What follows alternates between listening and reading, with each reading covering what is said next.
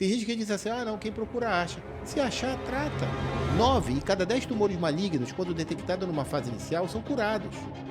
Você tem nos Estados Unidos um diagnóstico muito maior. Mais de 300 mil pacientes são diagnosticados com câncer de próstata, mas morrem só 15 mil. Por que morrem só 15 mil? Porque eles fazem diagnóstico precoce lá. E muitas vezes a pessoa procura quando está com sintoma. Perfeito. E quando está com sintoma... Às vezes a doença já está mais avançada. Existe câncer de próstata em criança. É raro, mas tem. São tumores extremamente agressivos. Quanto mais jovem o paciente, mais agressivo é o tumor. Estatisticamente, a mulher vive mais. Você vai num clube de terceira idade, tem muito mais viúvas do que viúvos. 9 em cada 10.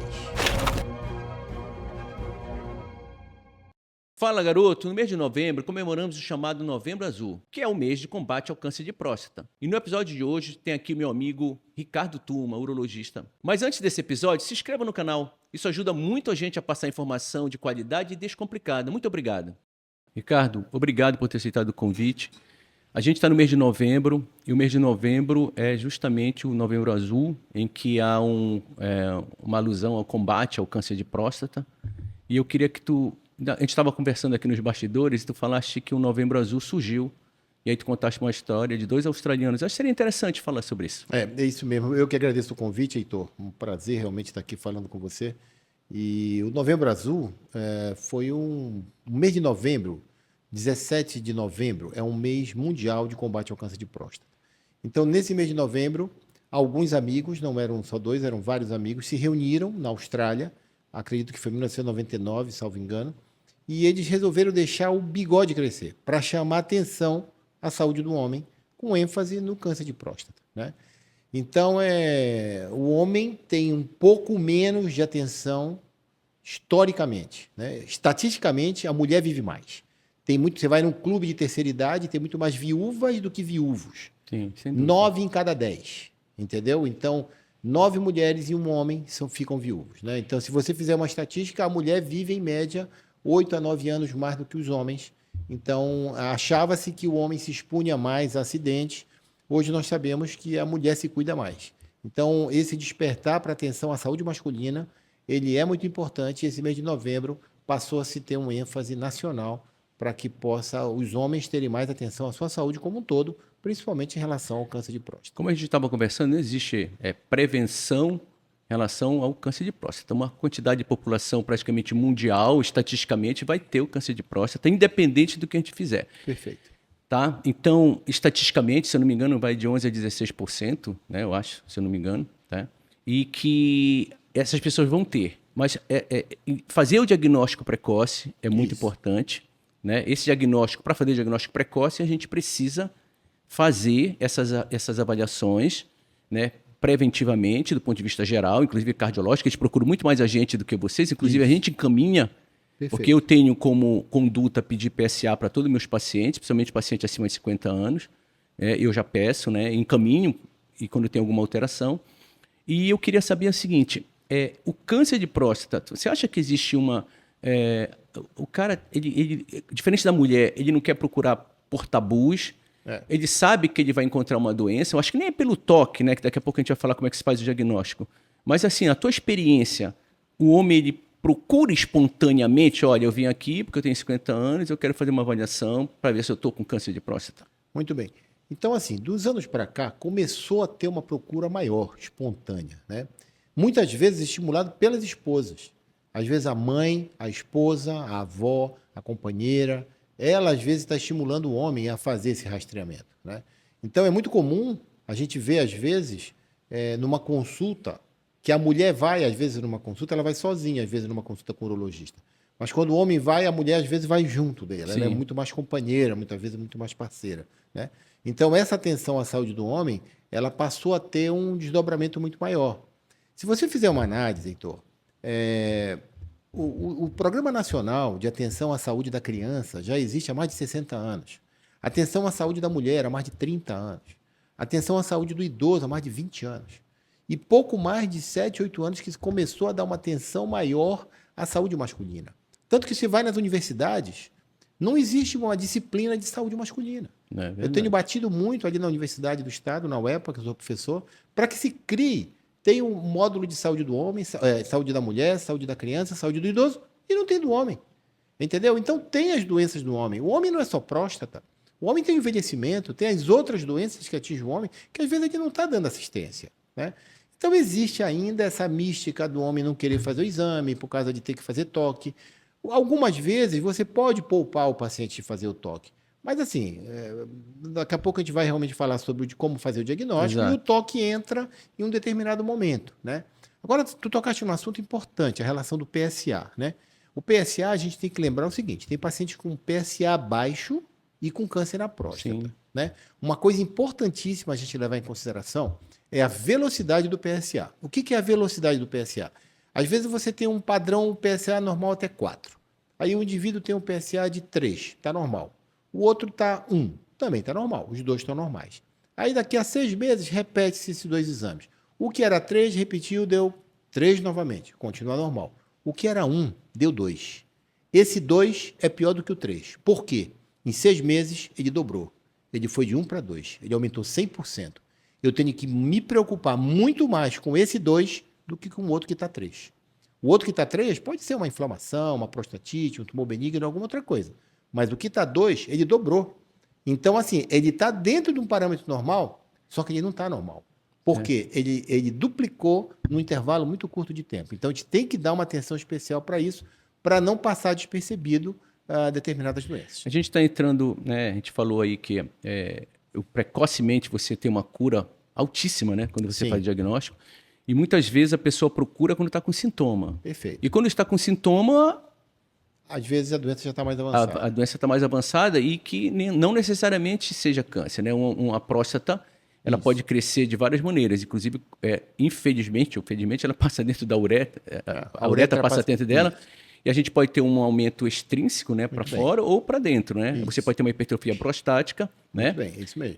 Então, muitas vezes esse paciente ele vai, a esposa não vai, porque ele vai ter um comprometimento para urinar, ele vai chegar contigo, está urinando várias vezes à noite, ele chega contigo e diz, olha, aí sim deu medo nele, aí ele lembrou da próstata.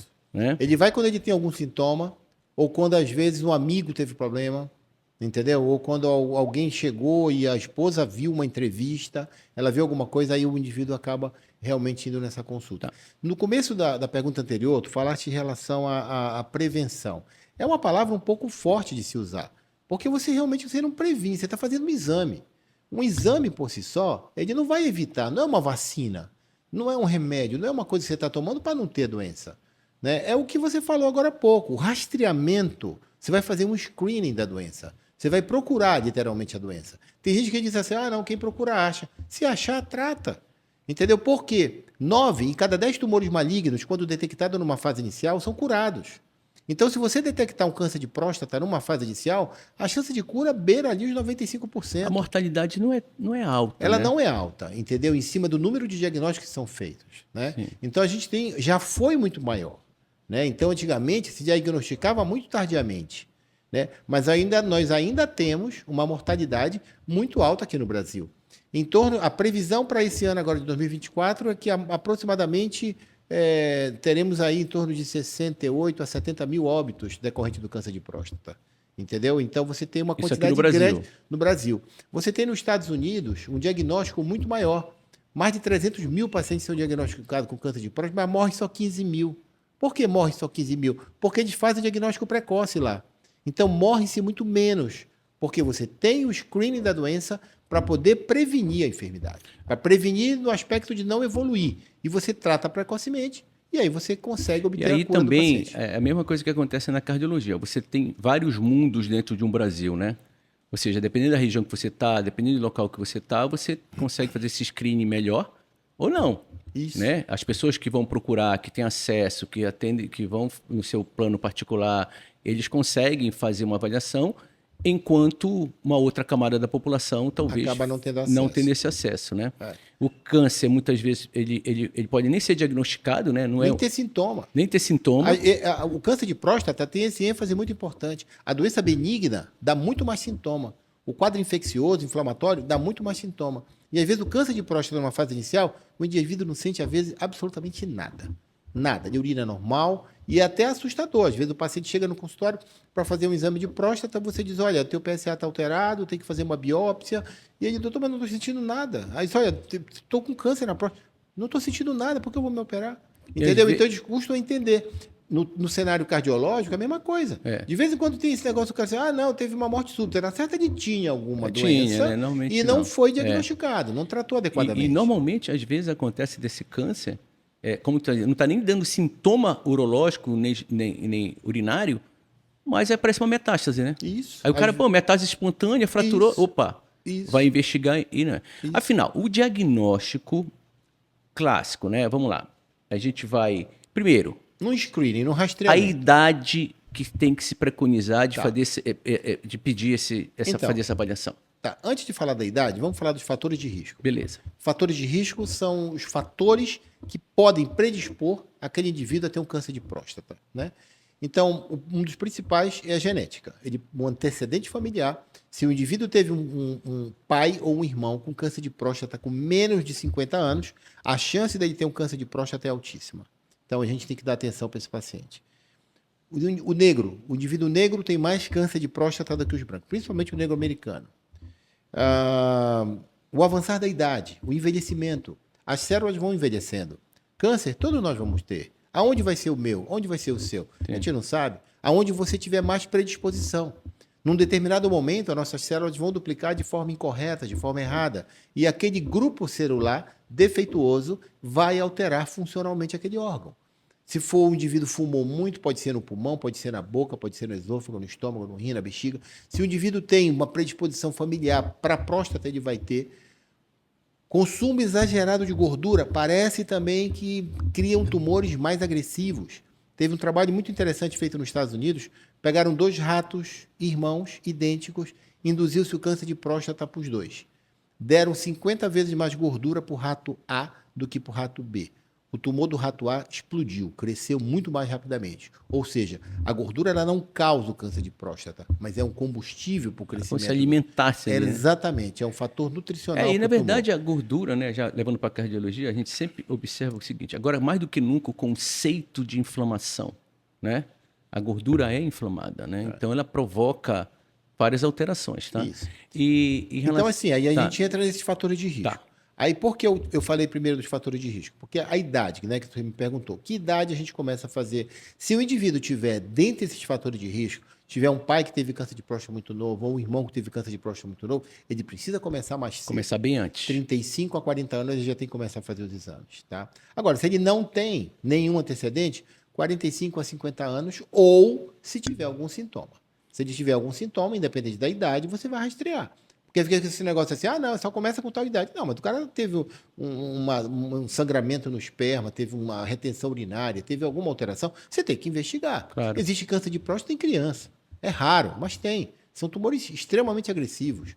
Quanto mais jovem o paciente, mais agressivo é o tumor. Tá. E me diz uma coisa, agora está na moda, né? A gente sabe que um dos tratamentos que a gente vai entrar lá na frente é bloqueio hormonal em relação à testosterona.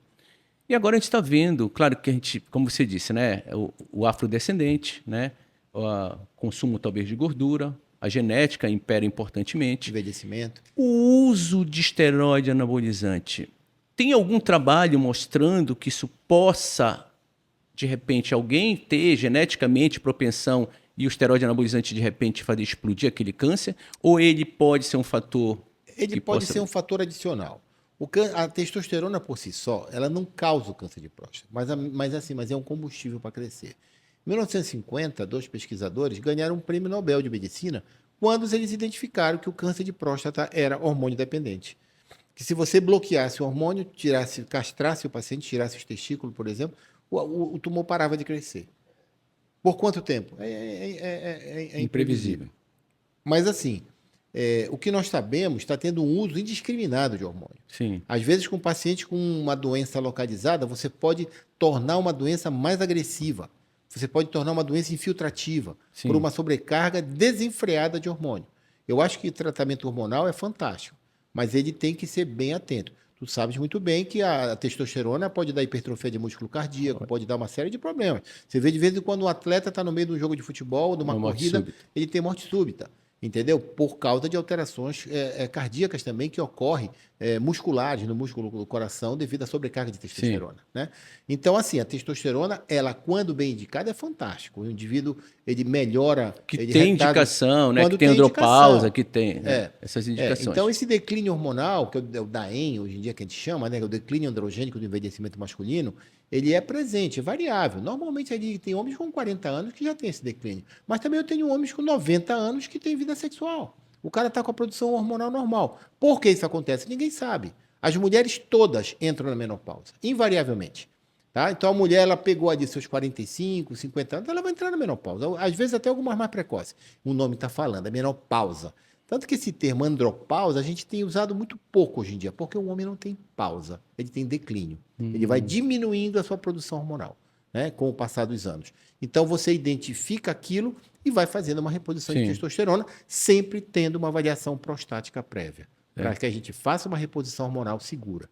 Paciente com próstata muito volumosa, a gente tem que tomar cuidado também. Porque ele pode entrar em retenção urinária por doença benigna mesmo. Né? E o período, só para tu teres uma ideia, o período que a próstata mais cresce na vida do homem é na puberdade. O tamanho da próstata numa criança é do tamanho de uma ervilha. Quando ele entra no estirão puberal, que ocorre uma descarga grande de testosterona, aquela próstata cresce em torno de 20 vezes o tamanho dela. 20 vezes. Então ela sai de um grãozinho de ervilha para o tamanho de uma castanha. Tá certo? Por quê? Porque houve aquela descarga maciça de testosterona que o menino entrou na puberdade. Ali com 12, 13, 14 anos é quando ele tem esse estirão puberal. E isso você pode ver. Tanto que, por exemplo, viu que agora que eu falei, o tumor, o câncer de próstata no indivíduo mais jovem é mais agressivo. Por quê? Porque ele tem mais hormônios. Sim, entendi. O câncer de próstata no idoso, o cara ali com 75, 80 anos, 90 anos, às vezes nem remédio você dá. Por quê? Porque ele já tem menos hormônio. Provavelmente não vai nem morrer desse câncer. Ele não vai morrer com o câncer e não do câncer. Entendeu? Então, tem muitos pacientes, às vezes, que você fala, olha, não precisa operar, vamos, no máximo, tomar uma medicação, ou então vamos só acompanhar, e fica, doutor, eu estou com câncer, não vou tomar nada. Não. Às vezes você não precisa, porque é um tumor indolente. Ele tem baixa velocidade de crescimento. Então, você pode perfeitamente poupar o paciente de um tratamento agressivo, de cirurgia, de uma cirurgia maior, numa faixa etária que, às vezes, não há tanta necessidade. Então, aí, vamos ao diagnóstico. Tu falaste já a gente falou do PSA, importante, PSA. Teoricamente, como saúde global, desde que não tenha câncer na família cedo, acima de 50 anos. Isso. 50 anos de idade. 45, 50 anos está perfeito. Quem tem câncer, se o cara teve câncer com 30 anos, tu vai ter que fazer antecipadamente. Perfeito. PSA, então, é importante, levando em consideração que o PSA não faz diagnóstico de câncer. Mas ele é um instrumento muito importante. É um instrumento para estratificar, para avaliar. Mas prostatite, e não seguir todas aquelas orientações de relação sexual, tudo aquilo. Perfeito. Então, vamos lá. O que é o PSA? O PSA é uma substância produzida pela próstata. Tá? É uma glicoproteína que ela é produzida pela próstata. Para que serve o PSA? Para que serve? A maioria das pessoas não sabe. Ele serve exatamente para fazer a liquefação do sêmen. O homem, quando ejacula, o esperma vem gelatinoso. Depois de alguns minutos, ele vira líquido, ele se liquefaz. Quem faz isso? O PSA. Em 1987, um alemão, ele descobriu que essa substância era produzida na próstata.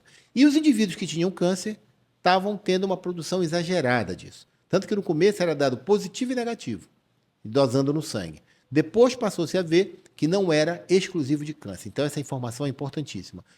A elevação do PSA não significa dizer que a pessoa tem câncer. Certo. A elevação do PSA significa que a próstata tem alguma alteração. Foi agredida. Pronto. Pode ser um quadro inflamatório, pode ser um quadro infeccioso. A prostatite, às vezes, sobe muito um quadro de infecção na próstata. O tumor benigno também aumenta e o câncer também aumenta. O grande problema é numa fase inicial, que é tudo parecido com o outro.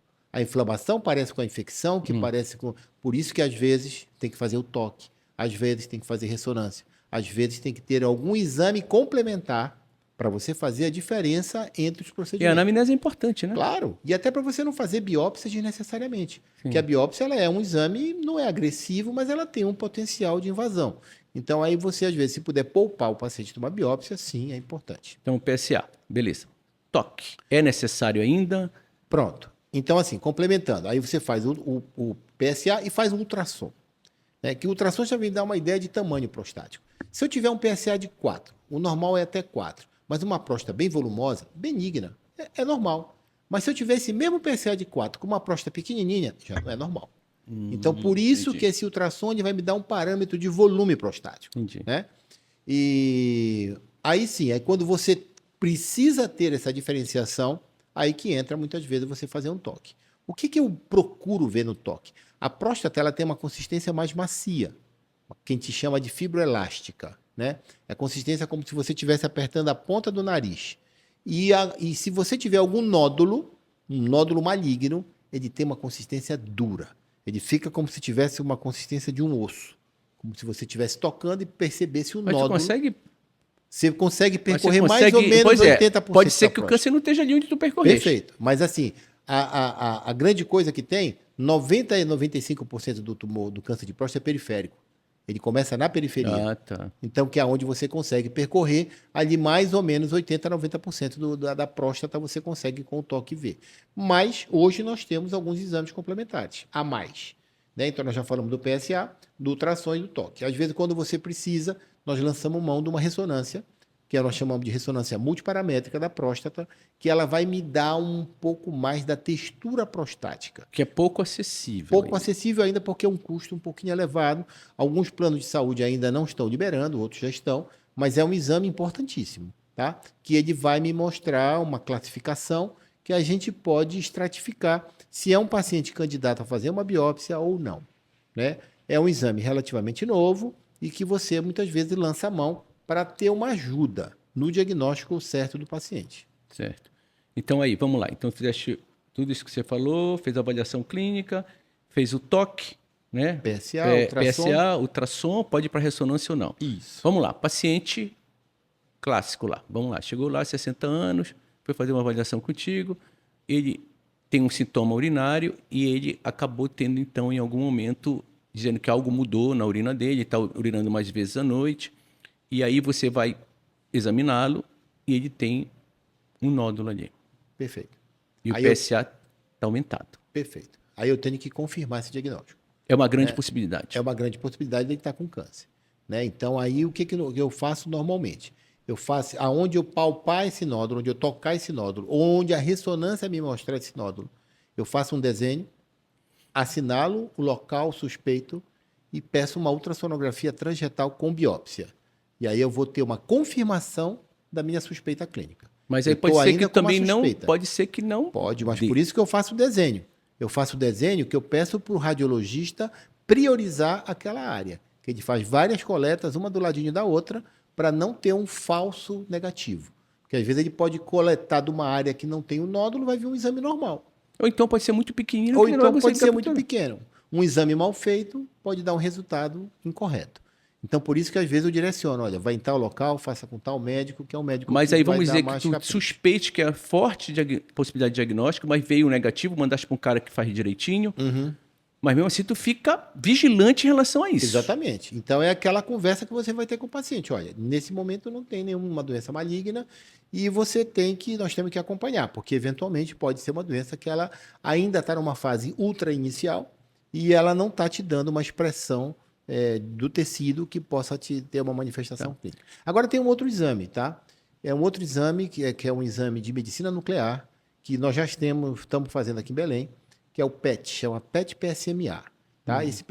O PSMA é um marcador, tá, de membrana, aonde tiver tecido maligno, ele vai ter uma expressão No corpo todo. no corpo todo. Então, se tiver no osso, ele vai se Que é manifestar. o que eles fazem, é PET scan, que ele faz mais Exatamente. Só que é com o tipo de agente. marcador. Exatamente. O tipo de agente que você vai fazer a utilização do radiofármaco é diferente para a próstata. Então, ele é específico Então para a o próstata. porquê que não faz então, em vez de fazer tudo, faz ele? Ele começou a ser feito aqui em Belém, tem mais ou menos uns 3 a 6 meses que nós começamos a fazer aqui em Belém, tá?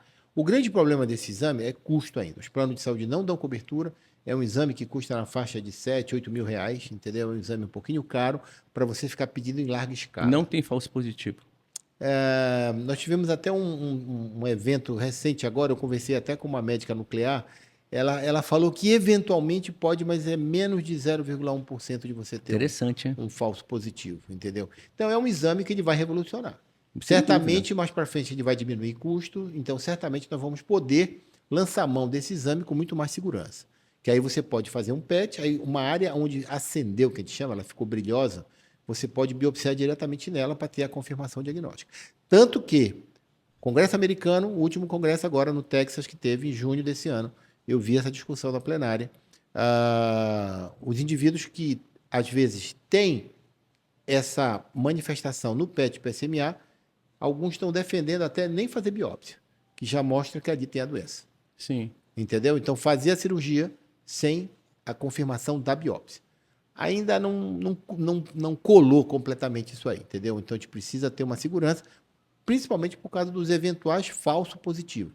Às vezes pode vir uma imagem que ela não está 100% definida. A gente fez o diagnóstico.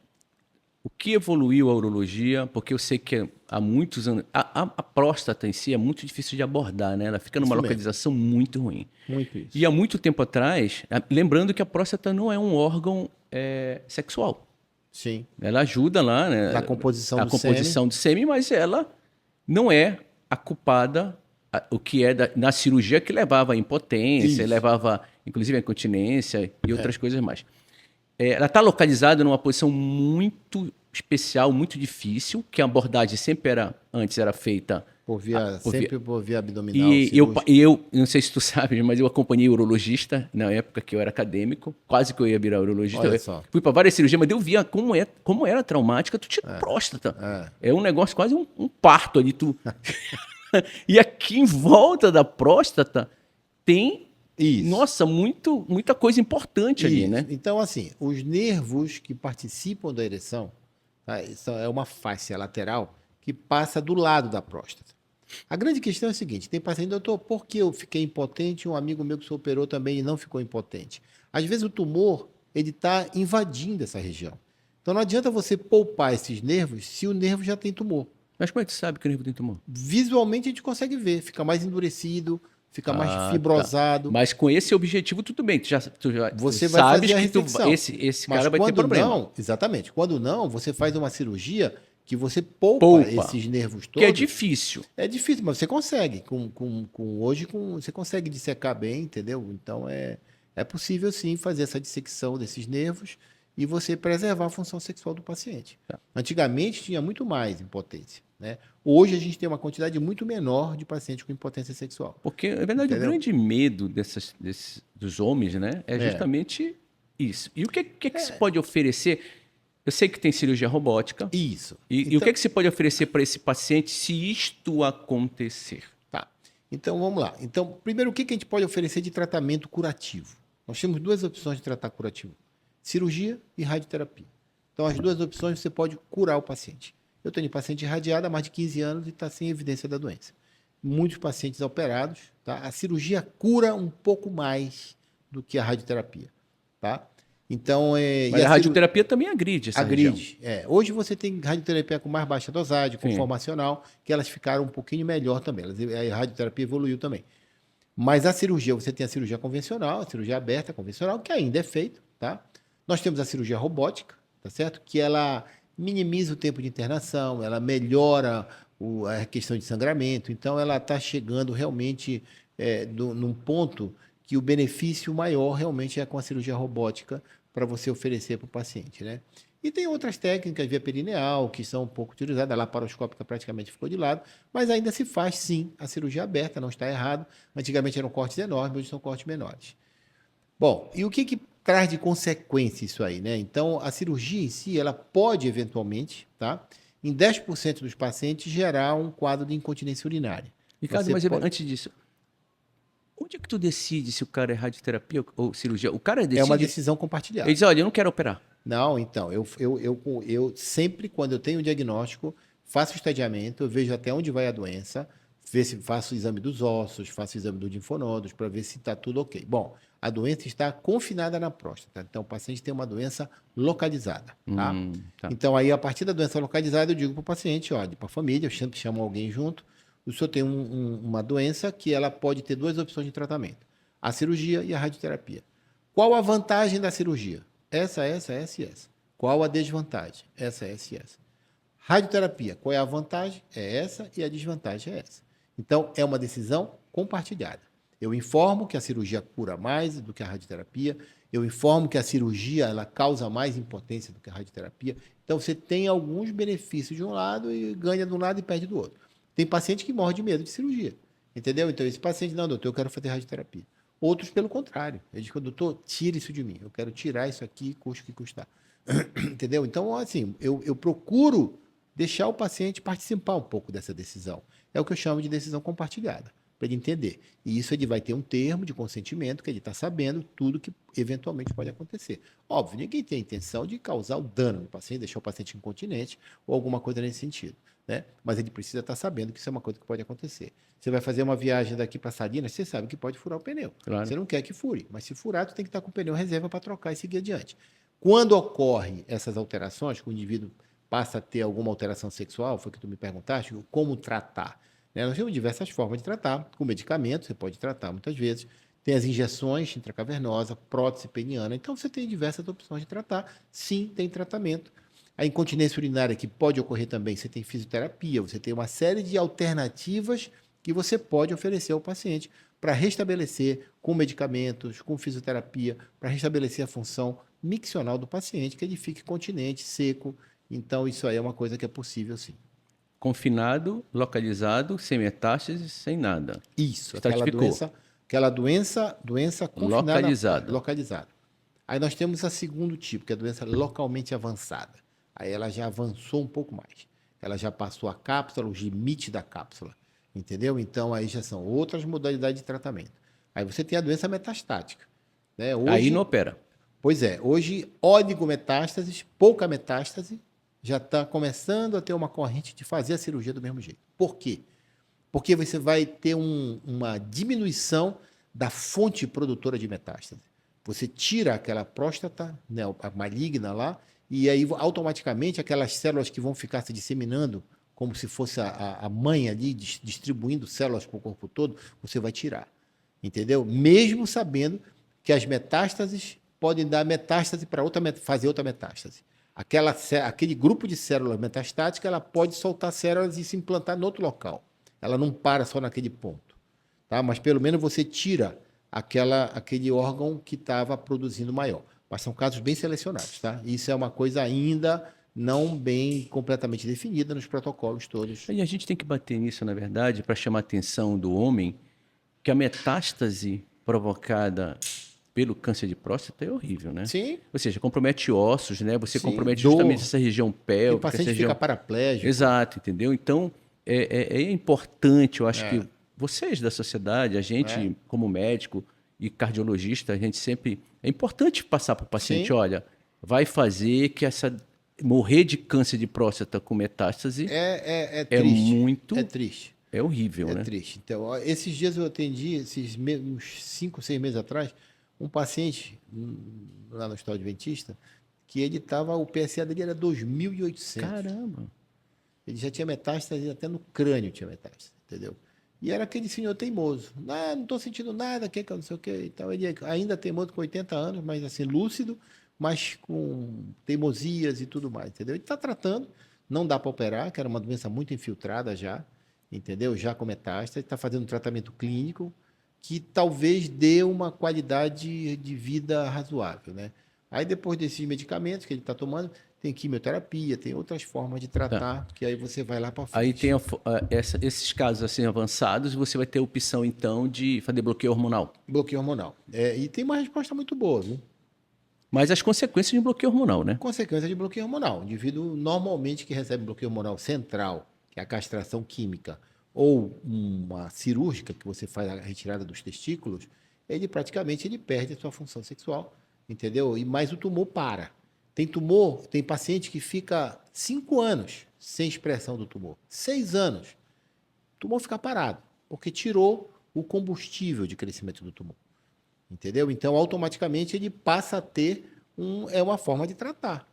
Às vezes tem pacientes que moram nessas ilhas, às vezes não tem como vir aqui, eles demoram para vir, não tem barco, não tem condições. E às vezes você faz essa cirurgia, a gente ainda faz muita cirurgia, que é a orquiectomia, que é a retirada dos testículos, exatamente para suprimir.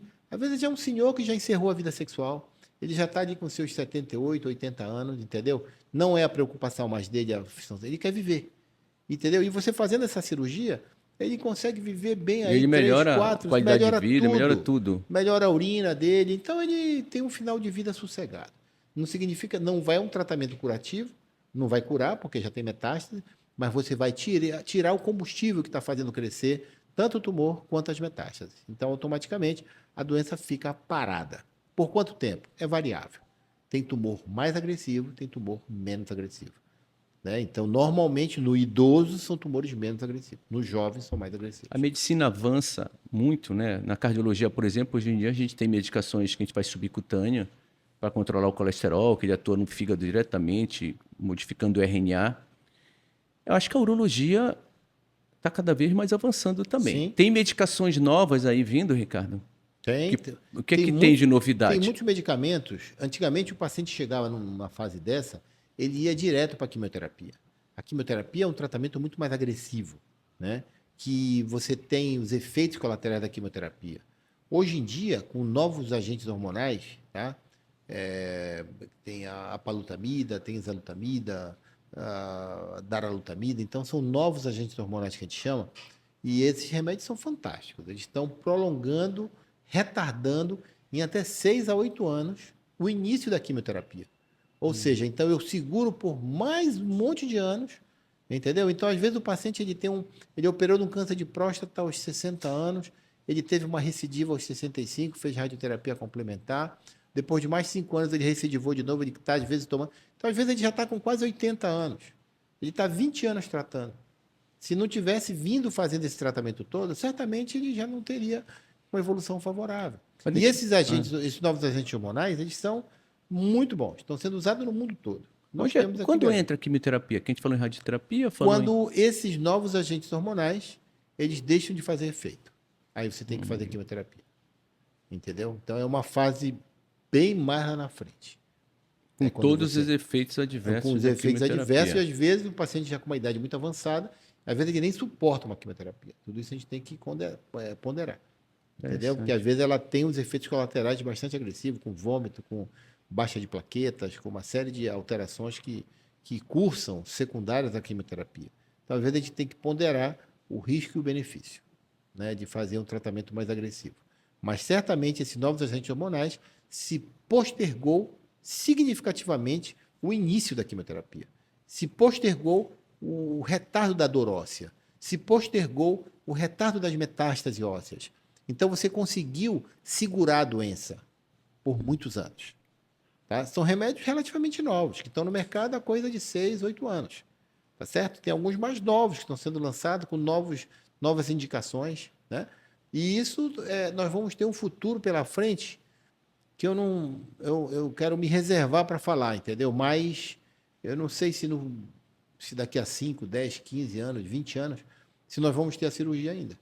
Daqui a pouco esses medicamentos vão ser tão eficazes que eles vão conseguir fazer a cura, atingir de forma focal o alvo da célula maligna e destruí-la.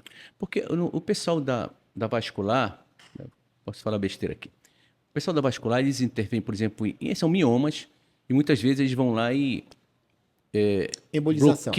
Existe isso na próstata? Existe para doença benigna. Só que para a próstata, o grande problema do mioma, por exemplo, de uma mulher, às vezes tem uma artéria nutridora só, muito mais fácil. Beleza. A próstata não, é um leque de várias células de um lado e de outro.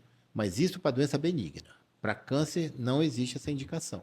Para doença benigna de grande volume, às vezes você fazer a embolização parece que traz um pouco de benefício na redução do volume prostático. Mas muito tímida essa resposta. Beleza. Ricardo, eu acho que a gente falou então de diagnóstico, tratamento, prevenção, a gente já falou que, na verdade, de fato não existe. O que existe de prevenção, muito se fala, Heitor, de comer tomate, comer isso, óleo de semente de abóbora. Isso assim, veja, parece que essas substâncias elas dão uma proteção para a próstata. Mas você não tem uma evidência científica que comprova. Em relação ao cigarro, não tem, né? Não tem. Mas para câncer de bexiga tem. O que tem, para câncer de bexiga, sim. Câncer de rim, bexiga, ureter. Sim. Mas assim, o que tem, hábitos saudáveis. Pessoas com hábitos mais saudáveis têm menos câncer de próstata. O que é um hábito saudável? se alimentar bem, Sim. a prática de exercício físico, que todo Que mundo no vai fazer. geral a gente vai pra melhorar como um todo, para né? todo mundo. Pessoas que têm uma vida mais desregrada, infecções, uretrite, prostatite, eles têm mais câncer de próstata, né? Então é uma coisa que a gente tem que dar essa atenção. Amigo, eu acho que, eu não sei, eu acho que a gente poderia falar realmente, você poderia terminar falando, acho que você é uma representação aqui no Pará e a nível de Brasil na Imagina. urologia, né, em relação a, eu acho que eu fiz questão de, nesse mês de novembro, te chamar aqui para falar sobre esse câncer, né, e que a gente precisa, na verdade, estar aqui Sim. atento, nós, não só os pacientes, como nós médicos também, a gente tem que chamar a galera para fazer avaliação também, né, e eu queria encerrar com você dando as suas últimas palavras em relação à prevenção, não, mas a colocar O rastreamento, rastreamento e detecção posicionar melhor o precoce. câncer de próstata no É isso. mundo e no Brasil. Então é importante trazer para as pessoas que não só o mês de novembro, mas o ano todo, de se fazer o rastreamento das doenças como um todo. Não tenham medo de fazer exame, né? Detectou precocemente a doença, você consegue tratar, né? Ao passo que se a doença avançar, são limitadas as chances de cura. Entendam que o urologista é o médico do homem e a gente faz um rastreamento dessas doenças. Entendo que algumas vezes não precisa fazer toque, o toque é um exame super rápido, não fere a masculinidade de ninguém, é um exame que dura 5 segundos quando ele precisa ser feito, entendeu? Então, assim, e você pode, eventualmente, tá, ter um diagnóstico precoce e receber um tratamento curativo. Então, entendam que o câncer de próstata tem cura, depende de você fazer o diagnóstico precoce, depende de você procurar o médico para poder ser Quanto bem mais assistido. precoce, Melhor o tratamento menos agressivo, menos efeito adverso do procedimento que você vai fazer. Exatamente. Então, às vezes, você pode fazer procedimentos minimamente invasivos, entendeu? Com bem menos agressividade, e você já debela aquela doença numa fase ultra inicial, e o resultado é fantástico, é muito melhor do que quando você vai querer tratar numa doença avançada, com muitos sintomas, e às vezes você já perdeu a oportunidade de curar o paciente. Porque uns estão curados e outros estão morrendo. É o momento do diagnóstico. Tá? Então, tudo isso é importante. Detectou precoce, cura. Detectou tardiamente, a chance de cura fica bem limitada, né? Então, assim, entendam também que os tumores têm diferentes graus de agressividade. Entendeu? Que as pessoas às vezes não entendem. Por que eu não vou tomar remédio? Porque o seu tumor não é agressivo. O que é isso? Como é que as pessoas entendem? Eu sempre tento explicar falando assim, é igual um bandido.